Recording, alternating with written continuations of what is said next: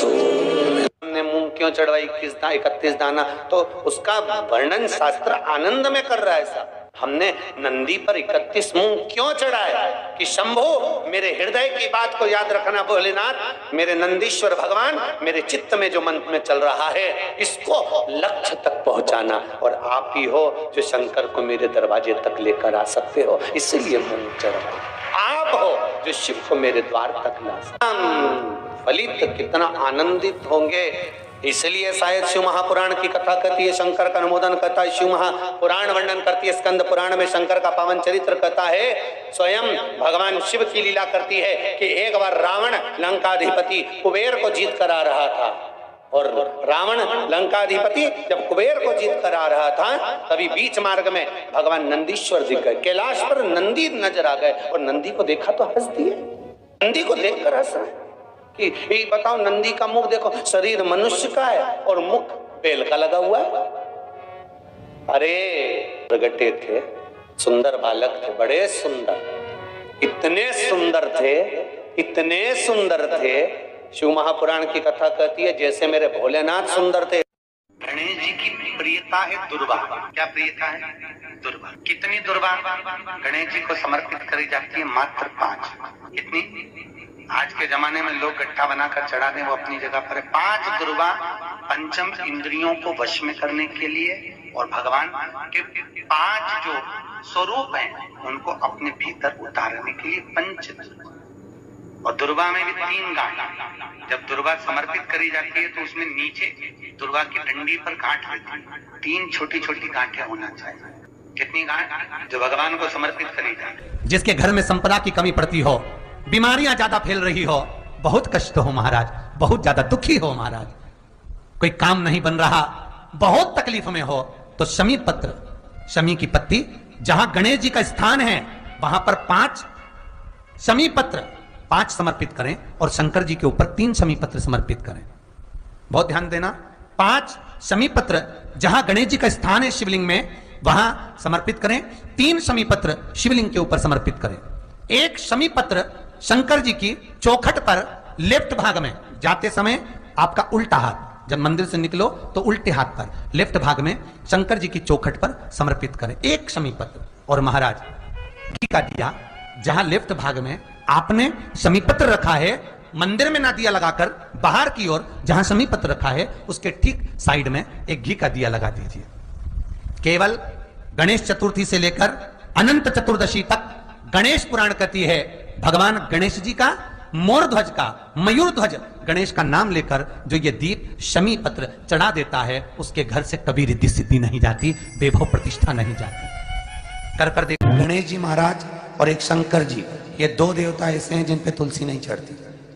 शंकर पर तुलसी चढ़ा दो तो व्यक्ति रोगीला होता चले जाता है, और गणेश जी को तुलसी चढ़ा दो तो व्यक्ति के घर का धन छिन्न हो जाता है महाराज। इसलिए गणेश जी के भोजन में तुलसी नहीं डलती,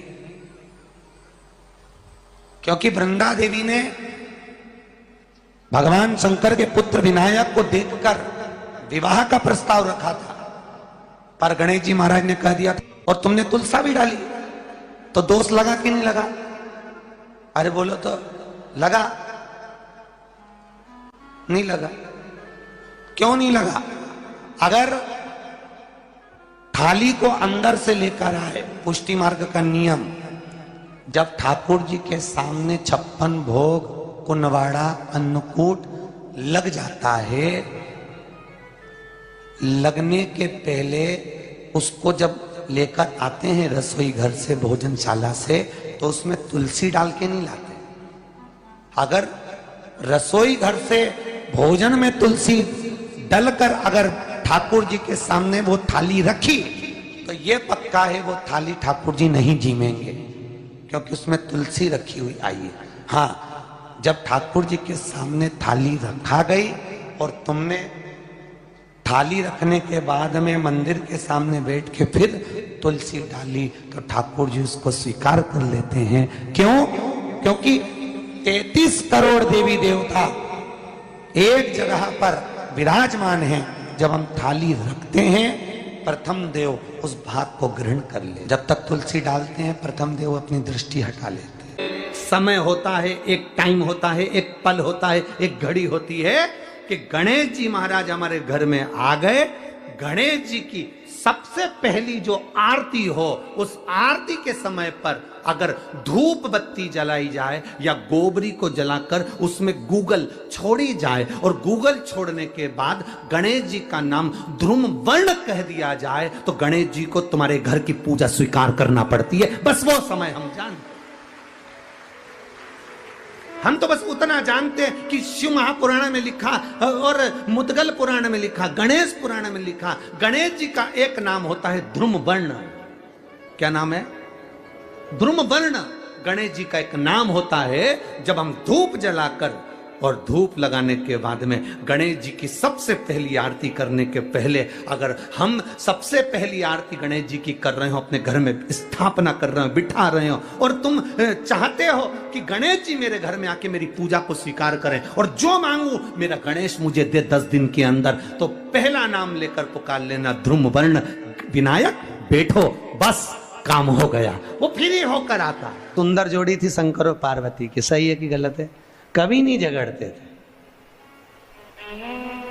इसलिए पृथ्वी पर ना तो लक्ष्मी जी के व्रत हैं, ना ब्रह्माणी के व्रत हैं, ना इंद्राणी के व्रत हैं। अगर पूरी पृथ्वी पर सबसे ज्यादा व्रत किसके हैं? माता पार्वती। तीज का व्रत किसका? पार्वती का। चतुर्थी का व्रत किसका? पार्वती का। चौथ का व्रत किसका? पार्वती का। छठ का व्रत किसका? पार्वती का।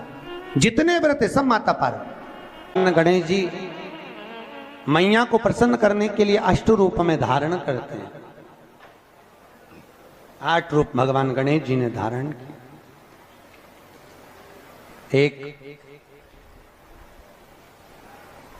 मयूरेश्वर गणेश, दूसरा सिद्धि विनायक, तीसरा बल्लालेश्वर, फिर वरद विनायक, फिर चिंतामणि, फिर गिरजात्मज, फिर भगवान गणेश विघ्नेश्वर अष्ट विनायक, फिर महागणपति। ऐसे गणेश जी के 8 नाम हुए। उस समय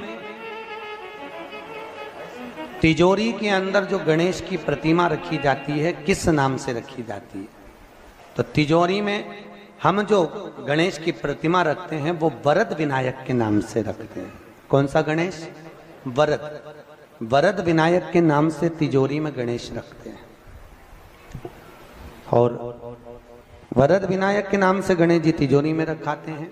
आपको कथा में कहा था, घर में सीधी सूंड का गणेश और व्यापार व्यवसाय ऑफिस में उल्टी सूंड का गणेश होना चाहिए। वरद विनायक को तिजोरी में। जब मकान का गृह प्रवेश होता है तो गणेश जी की पूजन जो दरवाजे पर करी जाती है उसे सिद्धि विनायक गणेश कहते हैं। कौन सा गणेश? सिद्धि विनायक। जब हम घर में शुभ कार्य हो, बंदरवाल लगाएं, कोई दरवाजे पर शुभ लाभ लगाएं या स्वस्तिक बनाएं या माताएं दरवाजे पर रंगोली डाले, तो उसी समय पर सिद्धि विनायक के नाम से रंगोली डालना चाहिए। तो घर में लक्ष्मी बढ़ती है, सिद्धता बढ़ती है। याद रखिए, कभी भी गणेश जी को, मिट्टी के गणेश जी लाते हो भादो महीने में, तो विसर्जन करो तो विसर्जन के समय पर 2 बिंदी, एक कंकु की एक हल्दी की, दीवार पर जरूर लगा देना चाहिए। क्यों? क्योंकि गणेश जी हमारे यहाँ आते हैं तो रिद्धि सिद्धि के साथ आते हैं, पर जब गणेश जी जाते हैं अगर हम बिंदी नहीं लगाते हैं तो गणेश जी अपनी रिद्धि सिद्धि को साथ में लेकर चले जाते हैं। पति के साथ पत्नी वापिस चली जाती है। जब हम बिंदी लगाते हैं तो उसका मतलब होता है कि हमारे घर की बहू हमारे घर में रहे, बेटा भले भ्रमण के लिए जाए। तो गणेश जी जाते हैं, रिद्धि सिद्धि घर में रह जाती है। इसलिए रिद्धि सिद्धि को घर में रखने के लिए 2 बिंदी लगाना चाहिए, एक कुंकू की, एक हल्दी। रिद्धि सिद्धि। गणेश जी की प्रियता है दुर्वा। क्या प्रियता है? दुर्वा। कितनी दुर्वा गणेश जी को समर्पित करी जाती है? मात्र 5। कितनी? आज के जमाने में लोग गट्ठा बनाकर चढ़ा दें, वो अपनी जगह पर 5 दुर्वा पंचम इंद्रियों को वश में करने के लिए और भगवान के 5 जो स्वरूप हैं उनको अपने भीतर उतारने के लिए 5 दुर्वा। और दुर्वा में भी 3 गांठ। जब दुर्वा समर्पित करी जाती है तो उसमें नीचे दुर्वा की डंडी पर गांठ रहती है, 3 छोटी छोटी गांठें होना चाहिए। चतुर्थी का जो व्रत करने वाली होती हैं, जो चतुर्थी का पूजन करने वाली होती हैं, उनके भीतर का एक भाव होता है कि जैसे ही शाम का समय आए चंद्रदेव का पूजन करें, चंद्र जब प्रकट हो जाए, कलश भर लिया, उसके नीचे आखा दाना रख दिया, चावल गेहूं जो भी आप रखते हो पूजन के लिए, ऊपर पात्र आदि रख दिया, जलाशय, फिर अपन ने घी का दिया लगाकर पूजन भी कर ली। तो जो चतुर्थी का पूजन करने वाली होती है, जो चतुर्थी का नियम व्रत धारण करने वाली होती है, बड़ी बड़ी चतुर्थियां करती हैं या उसका नियम धारण करती हैं, तो चतुर्थी का जो पूजन करती है वो किस चीज के लिए होता है? केवल संतान, पुत्र, परिवार, हमारा कुटुंब, हम जिस कुल में हैं, हमारा कुल वैभव की ओर बढ़े, संपदा की ओर बढ़े और उसकी आयु बढ़े, उसकी आयु बढ़े, वैभव बढ़े। बहुत ध्यान दीजिएगा महाराज, चतुर्थी की पूजन में जो आप आखा दाना रखते हो, गेहूं वगैरह कुछ भी जो रखते हो, उसकी बड़ी महत्वता होती है महाराज।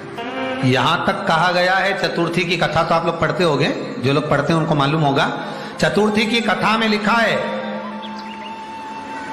चौथ माता के व्रत में वर्णन किया गया है कि वो आखा दाना जो रखा जाता है, मान लो कोई जरूरी काम होता है तभी आखा दाना को रखा जाता है, संभाल के रखते हैं कि हम इस काम के लिए जा रहे हैं और हमारा ये कार्य सफल होना चाहिए। तो जिसने चतुर्थी का व्रत करा है, जिसने चंद्रदेव का पूजन करा, चतुर्थी का व्रत करा, वो गणेश जी से विनती करके वहां से 2-4 आखा दाना उठा ले, और जो व्यक्ति का काम अटक रहा है अपने ही घर का, पर दूसरे कुल को नहीं देना, अपने ही कुल के अंतर्गत जो काम अटक रहा है उसकी जेब में, उसके पन्नू में उस चीज को रख दिया जाए।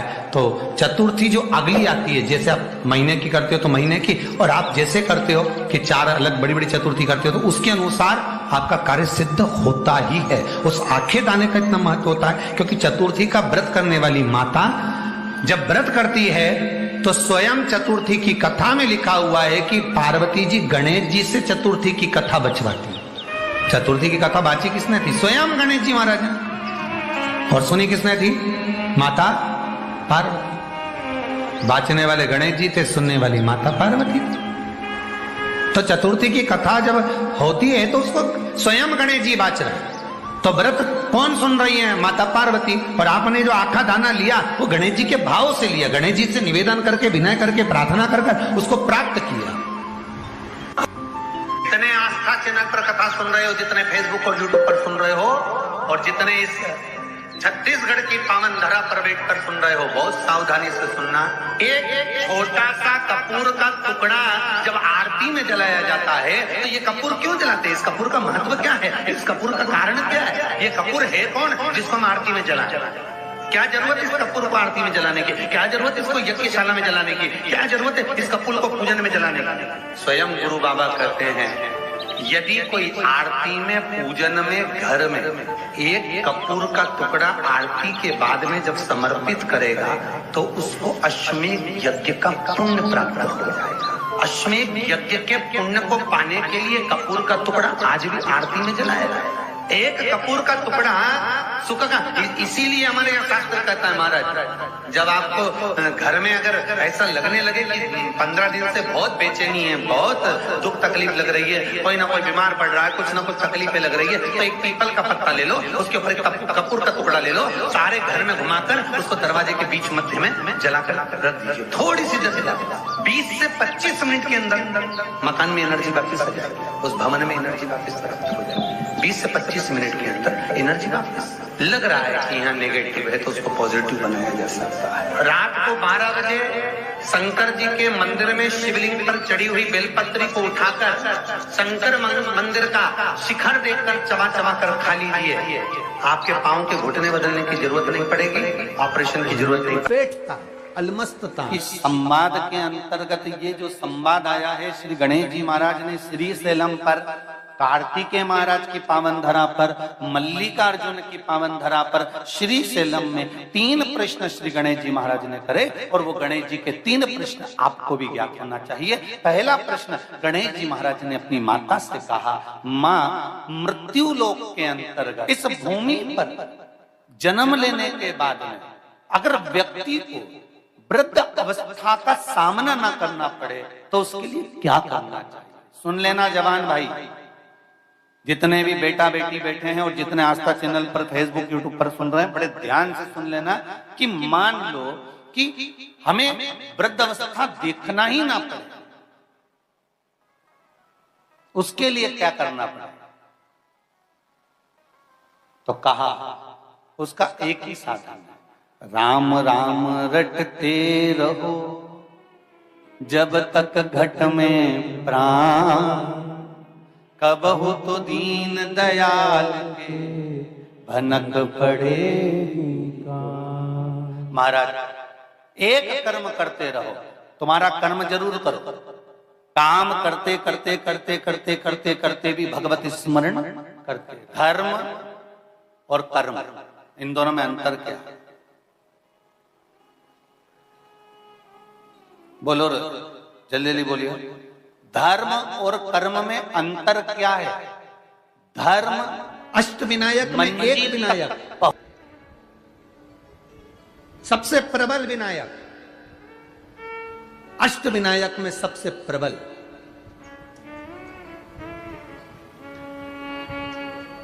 जहां के वृक्ष भी मोर का रूप लेकर आवाज लगाते हैं शिव जी को,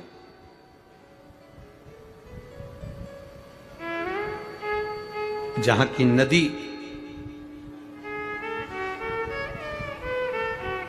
सिंधुरासुर असुर के कारण करहा रही है। जरा सा कर्जा हो जाए ना और तुम अपने रिश्तेदार से मात्र 5 लाख रुपए मांग कर बताओ, मात्र 5 लाख, 5 भी जाने दो, चलो 3 लाख ही लेकर बताओ। बहुत तकलीफ में हूं जी। सब दूर खबर हो गई कि श्रीमान कर्जे में डूब चुका है, कर्जे में डूब गया, पूरे मार्केट में बात फैल गई, पूरा डूब गया, दुकान भी डूब गई, व्यापार डूब गया, सारा कर्जा कर्जा कर्जा कर्जा कर्जा कर्जा हो गया, सब डूब गया। और उस बीच में तुम रिश्तेदार के पास जाओ कि मुझे 5 लाख की, 2 लाख की, 3 लाख की जरूरत है। रिश्तेदारों को मालूम पड़ गया कि ये कर्जे में है, बहुत डूब चुका है, कुछ नहीं बचा। बहन के पास जाओ, रिश्तेदारों के पास जाओ तो बहन के ही बच्चे कहते थे, मम्मी देना मती, पूरा मार्केट में डूबा पड़ा हुआ है, बिल्कुल कुछ नहीं है, लौटाएगी कहां से मासी, देगा कहां से मामा, काका क्या करेगा, कैसे देगा? कोई नहीं देगा साहब, कोई नहीं, मैं चुका दूंगी, मैं दे दूंगी, तुम मुझे दे दो ना थोड़ा सा, अभी जरूरत है, बेटा पढ़ाई कर रहा है, बेटी का फीस जमा करना है, थोड़ा सा दे दो ना, मैं दे दूँ, मैं कर दूँ, आप करो ना प्लीज, थोड़ी सी व्यवस्था करो ना। ए मेरी जीजियों, सबके पास जाकर देख लो, फिर आखिरी में जब कहीं से कोई व्यवस्था ना हो, तब एक दुर्वा, एक बेलपत्र, एक लोटा जल, दुर्वा सुख सुंदरी पर, बेलपत्र शिव पर और एक लोटा जल दक्षिण में खड़े होकर उत्तर की ओर मुख कर शंकर को चढ़ाना चालू कर दो। फिर देखो 5 की नहीं 10 की व्यवस्था वो कर।